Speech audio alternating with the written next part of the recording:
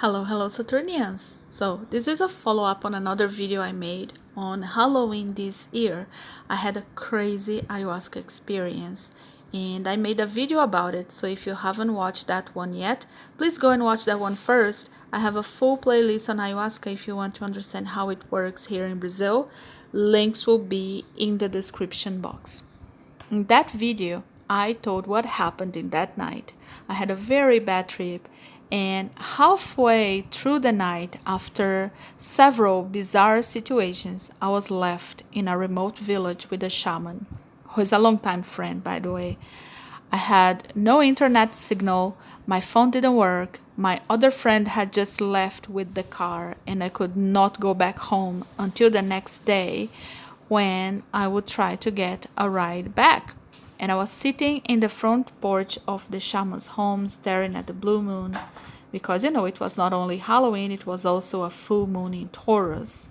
And I was trying to understand what the hell had just happened to me. Now, please go and watch that one video first to understand what was going on.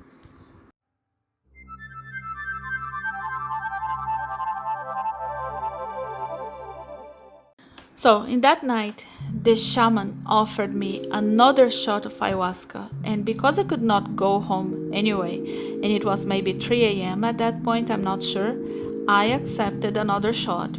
Because there is a saying here in Brazil that's something like, if you're in hell, you better befriend the devil. And so I went, okay, let's do this. Yeah, I know, bad idea, right? What kind of idiot takes another shot after a nightmarish bad trip? Yes, me. But here is briefly what happened when I took another shot. I had come to terms with the fact that I had a bad trip before and I was probably going to have another one. I am the queen of bad trips, so I'm pretty used to them by now. I feel that I can handle them. So I took another shot. Shaman went on singing the Icarus.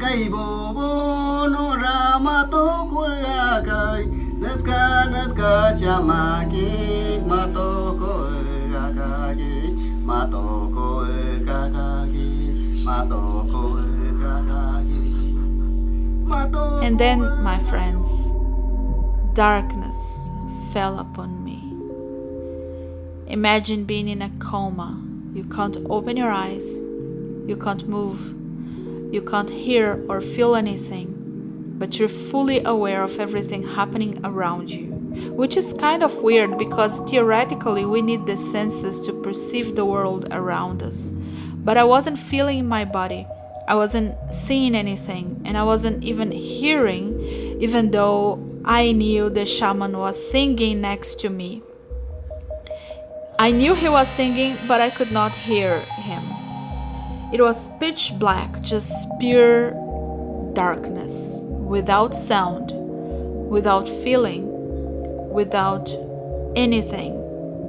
Just my own thoughts lost in a black hole.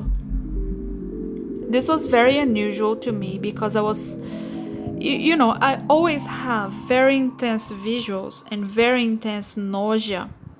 And this time, I was almost grateful that I wasn't nauseous because the nausea makes you vomit and it can be quite physically uncomfortable. But this time, for the first time ever, my body was just under anesthesia. It felt like I had been given morphine or something, and I couldn't feel my body at all. Again, a coma, a profound coma with awareness. Still, the rational part of me was working perfectly. I knew that I was tripping. I knew this was the effect of ayahuasca and that this time I was hallucinating about this, and that sooner or later the effect would go away and I would go back to my normal self. So, just endure and observe. This is my motto. And this is actually my advice to anyone having a bad trip. In order not to lose it when you are under a nightmare, remind yourself that no matter how horrible that is, we come back after 4 hours or so. We will lose the sense of time, but it is still possible to figure out that this sensation of not knowing how much time has passed tricks us into thinking we won't come back, but we always do.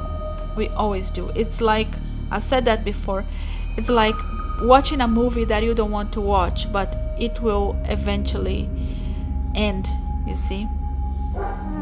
So I was there lying on the mattress, feeling quite numb. I couldn't bring myself to move or open my eyes. Visuals had completely disappeared. Sound had disappeared. My senses were shut off completely. I knew the shaman was near me, but I couldn't hear or see him. Imagine being a fragile bubble of thought floating in an abyss without a body, just floating aimlessly. At any time, this bubble would burst and the air inside would just merge with the rest of the great nothing. You know, this sensation could have been terrifying, but I was oddly serene this time. And when I surrendered to that, I disappeared. Gone. Nada. Dead. I don't know what happened next. And I have no idea how long I stayed in that non-state of being. But eventually, I saw a computer code in the middle of nothingness. I just saw numbers, codes, brackets on a screen. I saw the words "Game Over" written somewhere in the screen of my mind in green letters. And I laughed. And when I laughed, I knew I was still there. And that was almost like, yeah, I'm still here. There is something laughing, and there is something that can read. Game over, how hilarious. It seemed as if I was just switching on and off from being embodied. You know, just for the novelty of it. There was, however, this oppressive energy, as if somebody was doing that to me. Somebody was switching the on-off button just to see my reaction. And if you watched the previous video, you saw that I hallucinated that I was tied to a machine and there were giant insects operating that machine. So it felt as if they were running some sort of experiment, but it also felt as if they were astonished about the fact that I was somehow still conscious, if it makes any sense. Imagine a person trying to kill you, trying to choke you, and at some point they think you're dead, and then they stop, but you kind of breathe, so they go like, oh my god, how's that possible? In the back of my mind, I knew that was just not a fun hallucination. And then I came back to my senses full force. The nausea hit and I sat on the mattress and I vomited. You know, it felt as if in a minute I was floating in space, and all of a sudden this bubble re-entered the atmosphere. And because, you know, it felt like a solid object falling rapidly to the ground. A few years ago, I watched a documentary of this guy jumping with a parachute from the edge of the space, the stratosphere, sponsored by GoPro, I think, to test human limits. No one knew if he could survive that jump. And in his interview, he said that when he jumped from the edge of space, I think it was 24 miles above the surface of Earth, he didn't know that he was falling because he had no point of reference and he felt only as if he was not moving. But he was actually falling and falling real fast. And when he re-entered atmosphere, he realized he was falling. I will link the video from this jump if you haven't watched it. It's amazing. And this is exactly how I felt. I was in space, had no body, no senses, no point of reference, nothing. And then it was a free fall when I started coming back to my senses. I felt absolutely dizzy and nauseous for the rest of the night. Now, I'll not go into details because I have already told in the first video how the night ended. I just wanted to explain a bit more because what happened in the following days was crazy and bizarre, and this is what I want to talk about now because I feel that I crossed a line this time. So, I managed to get a ride home the next day. Even though the effects last for about 4 hours, you still feel kind of weird for a while, you know.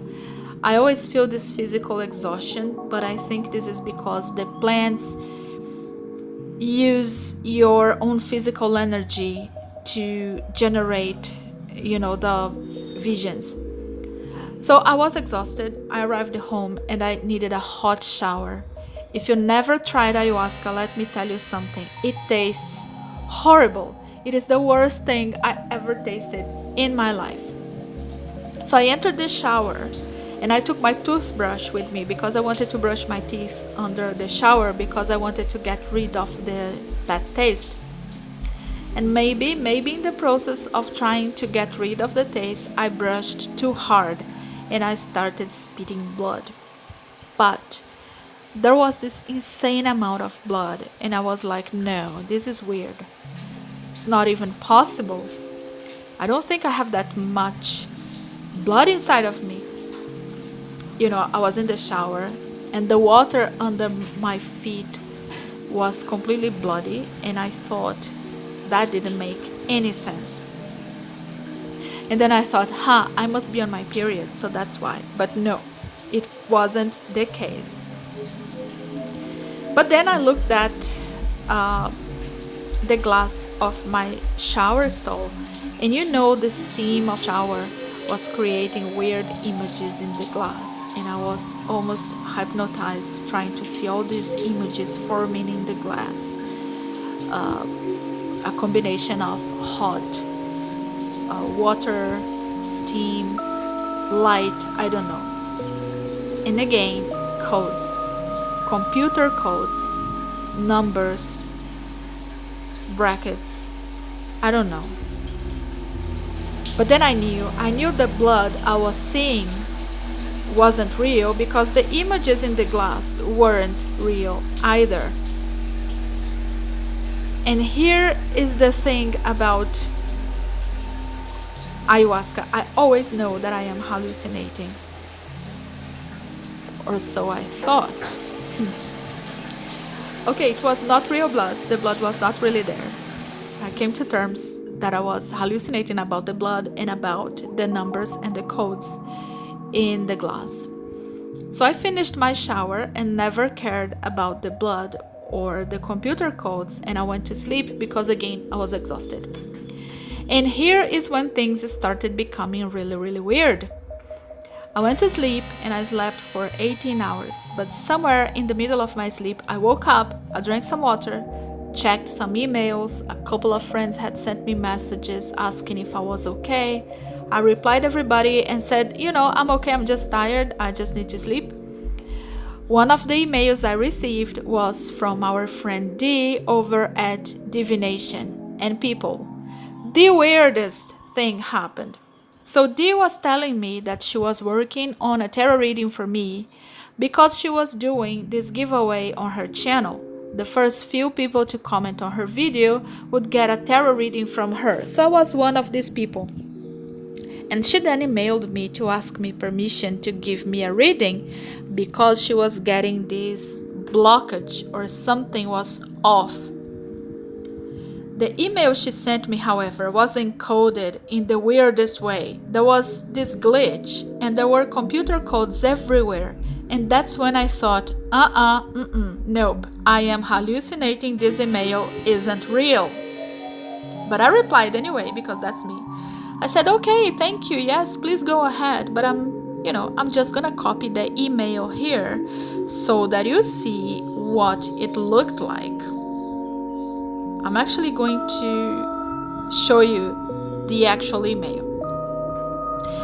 Dee uploaded a whole video about the bizarre reading she's done for me, and I highly recommend you go and watch that video after this one Link will be down below in the description box, because she really picked up on what was happening to me and she had no idea. She's in the other side of the world. But anyway, I saw the email, but because of the weird codes, I thought it wasn't real. And once I talked to a friend who has hallucinations due to schizophrenia, and this friend once told me that the therapist that works with him told him to never tell anyone when he's hallucinating, because there is a chance that if he says something like, "Oh, I am hallucinating, there is a dragon flying over your head," the other person will then move the head to look at the dragon. And this will create an interaction in my friend's mind, between the real thing and the non-real thing. And then he will no longer know what is and what isn't. Now, I said before on my channel that with ayahuasca I never lose touch with reality. My mind splits into two. One part remains grounded, just observing, while the other part is going wild. But this time it was more challenging because my hallucinations were interacting with real stuff. This email was encoded in such a weird way I couldn't tell if it was real or not. And it wasn't until 3 days later that I realized it was real. Meanwhile, some emails that I sent around this time never went through. Some friends said that they tried to talk to me, but I never replied, even though my phone shows a whole conversation with them. Also, PayPal held my payments. I had received some payments from birth chart readings, and PayPal held all the money due to unusual activity in my account on October 31st. But when I asked for a clarification, they couldn't tell the source of the unusual activity. And the lady that I talked to said, "Oh, it's probably just a glitch. We'll get that fixed for you." And again, glitches are common, but really, the timing was just perfect. Then, when you are in the craft for so long and all your friends are into tarot, astrology, or witchcraft, or the occult, it gets worse, because in the following days, a friend of mine who is a very gentle and loving soul, she's an empath, a clairvoyant, we have different paths, but she's a real psychic, and she reached out to me and said she had had a horrible nightmare in which I died suddenly. So she was so scared when she woke up that she pulled her deck and got a few cards, and she got the death card. She asked another card to clarify death, and then she got the chariot. And then she started freaking out because she knows I am soon going on a road trip and I'll drive for 3 days to reach my hometown in the Brazilian coast. And she was telling me to please give up. Something was going to happen. It could be a car accident. She was feeling it. So I went over to her place to chat. I was telling her about my experiences with ayahuasca, and up until that point, she didn't know any of that. I am sometimes a little uneasy talking about it with my love and light kind of friends because they freak out. But she was already freaking out, so I had no choice but telling her. And as I told her all my trips, I told her about the giant insects, the machine elves, the jester. I talked about the jester in another video about my bad trips on ayahuasca with the shaman. I told her about the blood, being in a bubble ready to burst, the codes, and feeling dead. But I was saying that to her. I was chilling, telling her what had happened. I was even laughing and drinking some coffee. But I could tell she was feeling a little uncomfortable. She was nervous and she started, feeling really anxious. And then she was telling me that the way the jester had spoken to me and the way I was switching on and off from being in a body and the blood in the shower, she was perceiving this as the spirit guides or entities trying to tell me that I didn't have long to live. But they would not tell me this unless I could change it, right? And that's why I was being made aware of that. And I love my friend, but here is what she doesn't understand. And I have some friends who are light workers and who have this compassionate, crystal clear, loving energy around them. But there is something they never understand. And I talked about this in my last video about my non-bullshit approach to magic. There is no light without the shadow. For me, I enjoy going to the underworld and facing the darkness, because in the process of getting acquainted to it, I lose the fear. Ever since I started having nightmarish bad trips on psychedelics, I completely lost some fears that I had. Because the hallucinations tell me that's all fabricated by my mind. In real concrete life, it's no different. If I can deal with a bad trip, I can deal with any difficult situation that arises in my life, because the process is exactly the same. You observe the illusion, you don't cling to it, and you come back better, because even concrete life is a form of hallucination. We are hallucinating this life that we have. And if I am to die, it's okay too, Consciousness doesn't cease to exist ever. It only reshapes itself. And I feel that having bad trips repeatedly have shown me to not cling to the illusion of life in general. Everything around us is a fabrication of the mind, and it's beautiful. I've seen myself in the edge of space. I've seen my mind becoming nothing and then becoming something again. I've seen a computer that developed free will. I've been almost killed by a giant robotic insect. And yet, I am still here.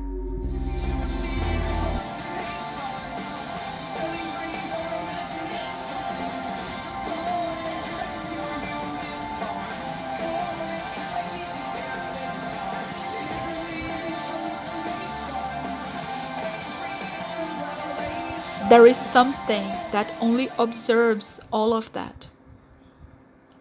And some of my friends, they cannot see the beauty of this. They can only see the darkness. But it's beautiful. It's fascinating.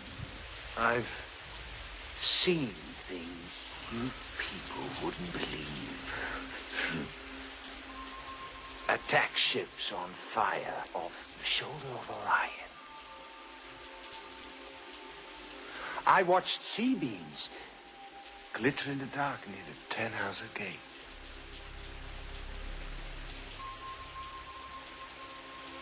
All those moments will be lost in time, like tears in rain. In the near future, I plan to make one final video wrapping up all my experience with ayahuasca, with all the lessons learned, what I think the hallucinations mean, and etc. I continue to not recommend ayahuasca to everyone. It is one valid experience, but not for everyone for sure. And I wanted to make this one video today to share what I call glitches in the matrix. That's when hallucinations and what we call objective reality intertwine, because I feel that this is my main lesson, the blurry line between what we call concrete objective existence and the labyrinths of our own minds.